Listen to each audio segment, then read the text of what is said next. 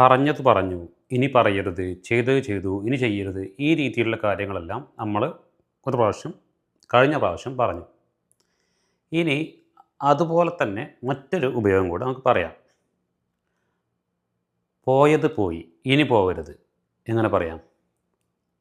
Gone is gone, don't go further. പോയത് പോയി, ഇനിയും പോവണ്ട എന്നുള്ളത്. Gone is gone, don't go further. അതല്ല വീണത് വീണു, ഇനിയും വീഴല്ലേ.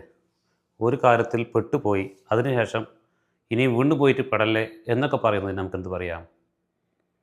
Fallen is fallen, don't fall again, don't fall again.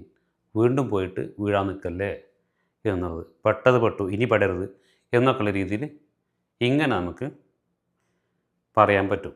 അപ്പോൾ ഇതുപോലെയുള്ള വാക്കുകൾ നമ്മൾ നമ്മുടെ നിത്യജീവിതത്തിൽ വരുമ്പോൾ അത് ഉപയോഗിക്കുക, അതിനെക്കുറിച്ച് ചിന്തിക്കുക, അത് യൂസ് ചെയ്യുക.